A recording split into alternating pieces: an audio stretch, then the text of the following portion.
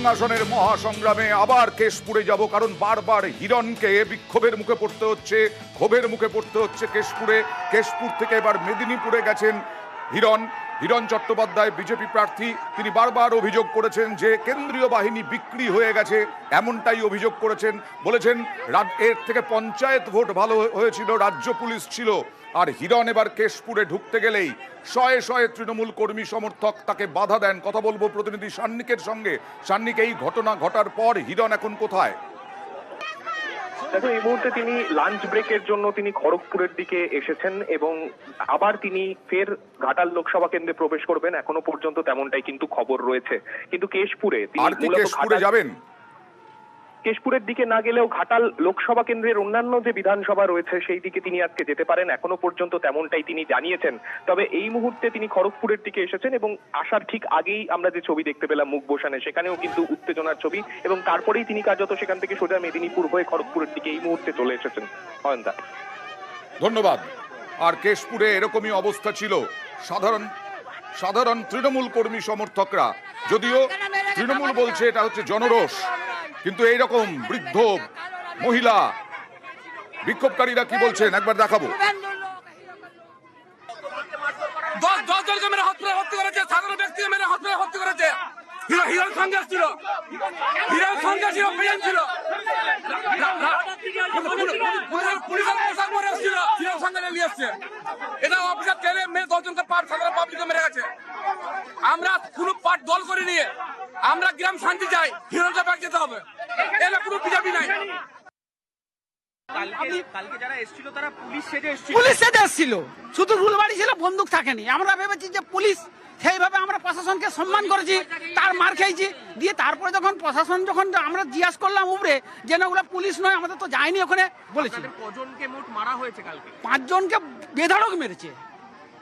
আমরা যদি মারধর করতাম টুয়া পেত না, কিন্তু আমরা জানি প্রশাসন এসছে, প্রশাসন তো কাজ করছে। বড় বলছে না কেন্দ্র বাহিনী তো আসবে না, কেন্দ্র বাহিনী তো এখানে নেই, হ্যাঁ যায়নি। তখন বুঝতে হিরণ কিন্তু তার আগে, তার ঘন্টাখানেক আগে এসেছিল, ঘন্টাখানেক ওখানে এসেছিল। হিরণকে দেখেছি ঘন্টাখানেক আগে এসেছিল, তারপরেই ঘটনাটা ঘটেছে। বলছেন পুলিশ সেজে এসেছিল বিজেপি কর্মীরা। হিরণ কি বলছেন দেখুন এই বিক্ষোভ নিয়ে। দিয়ে যাবো, একটু আগে পুলিশ আটকে ছিল, এবার ওদেরকে দিয়ে পুলিশ এখানে আটকাচ্ছে। দেখুন পুলিশ আছে, ওয়েস্ট বেঙ্গল পুলিশ দেখুন আছে।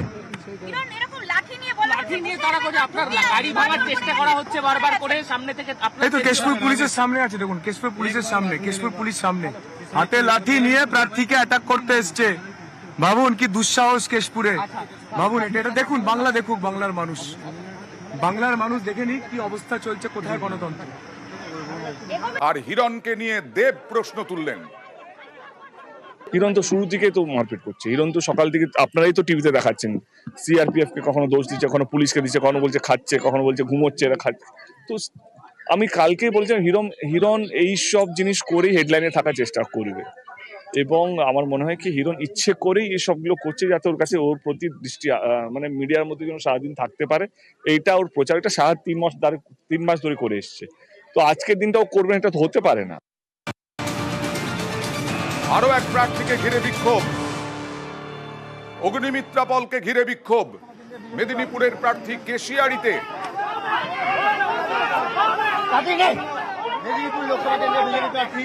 এখানেও গো ব্যাক স্লোগান উঠছে।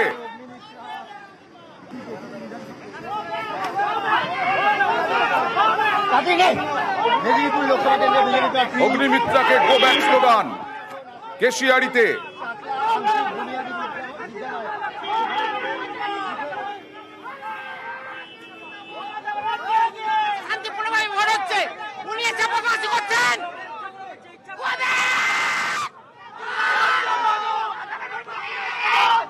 অগ্নিমিত্রাকে এর আগেও বিক্ষোভের মুখে পড়তে হয়েছিল।